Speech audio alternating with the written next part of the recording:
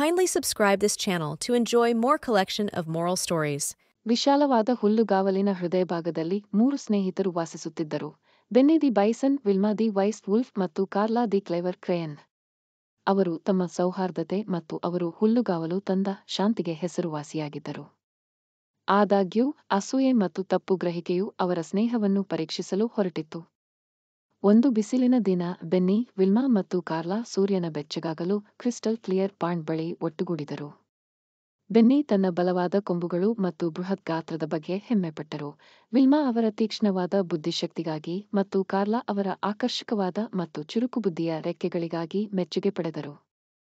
ಅವರು ಕೊಳದ ಬಳಿ ವಿಶ್ರಾಂತಿ ಪಡೆಯುತ್ತಿದ್ದಾಗ ಹುಲ್ಲುಗಾವಲಿನ ಮೇಲೆ ಎತ್ತರಕ್ಕೆ ಏರುವ ಕಾರ್ಲಾ ಅವರ ಸಾಮರ್ಥ್ಯವನ್ನು ವಿಲ್ಮಾಗೆ ಪ್ರಶಂಸಿಸಲು ಸಾಧ್ಯವಾಗಲಿಲ್ಲ. ಓಹ್ ಕಾರ್ಲಾ, ನಾನು ನಿಮ್ಮಂತೆ ಹಾರಲು ಹೇಗೆ ಬಯಸುತ್ತೇನೆ. ಆಕಾಶದಿಂದ ಜಗತ್ತನ್ನು ನೋಡುವುದು ಅದ್ಭುತವಾಗಿರಬೇಕು. ವಿಲ್ಮಾ ನಿಟ್ಟುಸಿರು ಬಿಟ್ಟಳು. ಕಾರ್ಲಾ ಪ್ರತಿಯಾಗಿ ಬೆನ್ನಿಯ ಶಕ್ತಿಯುತ ಕೊಂಬುಗಳನ್ನು ನೋಡುತ್ತಾ ಹೇಳಿದರು, ಮತ್ತು ನಾನು ನಿಮ್ಮ ಕೊಂಬುಗಳ ಶಕ್ತಿ ಮತ್ತು ಗಾಂಭೀರ್ಯವನ್ನು ಹೊಂದಬೇಕೆಂದು ನಾನು ಆಗಾಗ್ಗೆ ಕನಸು ಕಾಣುತ್ತೇನೆ. ಬೆನ್ನಿ ಅವರು ನೀಡುವ ಗೌರವವನ್ನು ಊಹಿಸಿ. ಬೆನ್ನಿ ಸ್ವಲ್ಪ ಹೊರಗುಳಿದ ಭಾವನೆ ವಿಲ್ಮಾ ಮತ್ತು ಕಾರ್ಲಾರನ್ನು ನೋಡುತ್ತಾ, ನಾನು ವಿಲ್ಮಾ ಹೊಂದಿರುವ ಬುದ್ಧಿವಂತಿಕೆ ಮತ್ತು ಬುದ್ಧಿವಂತಿಕೆಯನ್ನು ಹೊಂದಿದ್ದೆ ಎಂದು ನಾನು ಬಯಸುತ್ತೇನೆ. ಅದು ತುಂಬಾ ಮೌಲ್ಯಯುತವಾಗಿದೆ ಎಂದು ತೋರುತ್ತದೆ. ಅಸೂಯೆಯ ಈ ಕ್ಷಣಿಕ ಆಲೋಚನೆಗಳು ತಮ್ಮ ಹೃದಯದಲ್ಲಿ ಅಸೂಯೆಯ ಬೀಜಗಳನ್ನು ನೆಡುತ್ತವೆ ಎಂದು ಅವರಿಗೆ ತಿಳಿದಿರಲಿಲ್ಲ. ಒಂದು ದಿನ ಅವರು ಹುಲ್ಲುಗಾವಲಿನ ಮೂಲಕ ಅಡ್ಡಾಡುತ್ತಿದ್ದಾಗ ಅವರು ನಿಗೂಢ ಗುಹೆಯನ್ನು ಕಂಡರು. ಹುಲ್ಲುಗಾವಲಿನ ಕಾವಲುಗಾರನಾಗಿದ್ದ ಬುದ್ಧಿವಂತ ಮುದುಕ ಗೂಬೆ ಕಾಣಿಸಿಕೊಂಡು, ಪ್ರಿಯ ಸ್ನೇಹಿತರೆ, ಈ ಮಾಂತ್ರಿಕ ಗುಹೆಯು ನಿಮ್ಮಲ್ಲಿ ಪ್ರತಿಯೊಬ್ಬರಿಗೂ ಒಂದು ಆಸೆಯನ್ನು ಪೂರೈಸುವ ಶಕ್ತಿಯನ್ನು ಹೊಂದಿದೆ. ಬುದ್ಧಿವಂತಿಕೆಯಿಂದ ಆರಿಸಿಕೊಳ್ಳಿ ಮತ್ತು ನಿಮ್ಮ ಆಳವಾದ ಆಸೆಗಳನ್ನು ಪೂರೈಸಲಾಗುತ್ತದೆ. ಬೆನ್ನಿ, ವಿಲ್ಮಾ ಮತ್ತು ಕಾರ್ಲಾ ಉತ್ಸಾಹದಿಂದ ತಮ್ಮ ಇಚ್ಛೆಯನ್ನು ಮಾಡುತ್ತಿದ್ದಂತೆ ಉತ್ಸಾಹವು ಗಾಳಿಯಲ್ಲಿ ತುಂಬಿತ್ತು. ಬೆನ್ನಿ ವಿಲ್ಮಾಳ ಬುದ್ಧಿಶಕ್ತಿಯನ್ನು ಹಾರೈಸಿದಳು, ವಿಲ್ಮಾ ಕಾರ್ಲಾಳ ರೆಕ್ಕೆಗಳನ್ನು ಹಾರೈಸಿದಳು ಮತ್ತು ಕಾರ್ಲಾ ಬೆನ್ನಿಯ ಶಕ್ತಿಶಾಲಿ ಕೊಂಬುಗಳಿಗೆ ಹಾರೈಸಿದಳು. ಕ್ಷಣಮಾತ್ರದಲ್ಲಿ ಗುಹೆಯು ಮಾಂತ್ರಿಕತೆಯಿಂದ ಮಿನುಗಿತು ಮತ್ತು ಅವರ ಆಸೆಗಳನ್ನು ನೀಡಲಾಯಿತು. ಆದಾಗ್ಯೂ ಸಂತೋಷವನ್ನು ತರುವ ಬದಲು ಅವರ ಆಶಯಗಳು ಅವ್ಯವಸ್ಥೆಗೆ ಕಾರಣವಾಯಿತು.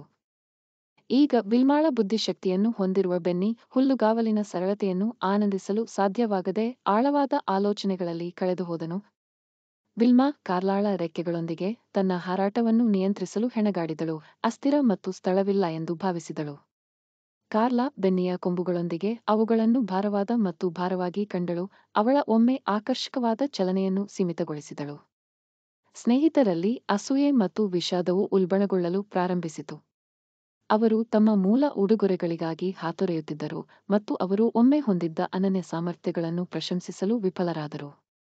ಒಂದು ಸಂಜೆ ಹುಲ್ಲುಗಾವಲು ಅಸ್ತಮಿಸುವ ಸೂರ್ಯನ ಚಿನ್ನದ ವರ್ಣಗಳಲ್ಲಿ ಸ್ನಾನ ಮಾಡುವಾಗ ಸ್ನೇಹಿತರು ಕ್ರಿಸ್ಟಲ್ ಕ್ಲಿಯರ್ ಕೊಳದ ಬಳಿ ಜಮಾಯಿಸಿದರು.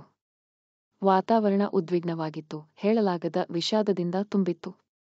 ಬುದ್ಧಿವಂತ ಹಳೆಯ ಗೂಬೆ ಅವರ ಪ್ರಕ್ಷುಬ್ಧತೆಯನ್ನು ಗ್ರಹಿಸಿತು ಮತ್ತು ಅವರನ್ನು ಸಮೀಪಿಸಿತು. ಆತ್ಮೀಯ ಸ್ನೇಹಿತರೆ, ಹುಲ್ಲುಗಾವಲಿನ ಮಾಂತ್ರಿಕತೆಯು ನೀವು ಹೊಂದಿರುವ ಉಡುಗೊರೆಗಳಲ್ಲಿ ಅಲ್ಲ, ಆದರೆ ನೀವು ಒಟ್ಟಿಗೆ ರಚಿಸುವ ಸಾಮರಸ್ಯದಲ್ಲಿದೆ. ನಿಮ್ಮ ಅನನ್ಯ ಸಾಮರ್ಥ್ಯಗಳನ್ನು ಸ್ವೀಕರಿಸಿ ಮತ್ತು ನಿಮ್ಮ ನಡುವಿನ ವೈವಿಧ್ಯತೆಯನ್ನು ಪ್ರಶಂಸಿಸಿ ಎಂದು ಬುದ್ಧಿವಂತ ಹಳೆಯ ಗೂಬೆ ಸಲಹೆ ನೀಡಿತು. ಅವರ ಆಶಯಗಳ ಮೂರ್ಖತನವನ್ನು ಅರಿತು ಬೆನ್ನಿ, ವಿಲ್ಮಾ ಮತ್ತು ಕಾರ್ಲಾ ತಮ್ಮ ಕ್ಷಮೆಯಾಚಿಸಿದರು ಮತ್ತು ತಮ್ಮ ಹೊಸ ಬುದ್ಧಿವಂತಿಕೆಯನ್ನು ಹಂಚಿಕೊಂಡರು.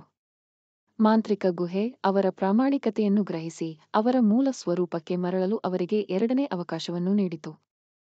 ಅವರ ಹೃದಯದಲ್ಲಿ ಕೃತಜ್ಞತೆಯೊಂದಿಗೆ ಬೆನ್ನಿ, ವಿಲ್ಮಾ ಮತ್ತು ಕಾರ್ಲಾ ತಮ್ಮ ಮೂಲ ಸ್ವರೂಪಕ್ಕೆ ಮರಳಿದರು. ಅವರು ತಮ್ಮ ವೈಯಕ್ತಿಕ ಸಾಮರ್ಥ್ಯದ ನಿಜವಾದ ಸೌಂದರ್ಯವನ್ನು ಕಂಡುಹಿಡಿದರು ಮತ್ತು ಪ್ರತಿಯೊಬ್ಬರೂ ಹುಲ್ಲುಗಾವಲು ತಂದ ಅನನ್ಯ ಉಡುಗೊರೆಗಳನ್ನು ಪ್ರಶಂಸಿಸಲು ಕಲಿತರು. ಆ ದಿನದಿಂದ ಹುಲ್ಲುಗಾವಲಿನ ಸಾಮರಸ್ಯವು ಬೆನ್ನಿಯ ಶಕ್ತಿ, ವಿಲ್ಮಾ ಅವರ ಬುದ್ಧಿಶಕ್ತಿ ಮತ್ತು ಕಾರ್ಲಾ ಅವರ ಚಾಣಾಕ್ಷತೆ ಪರಸ್ಪರ ಪೂರಕವಾಗಿ ಬೆಳೆಯಿತು.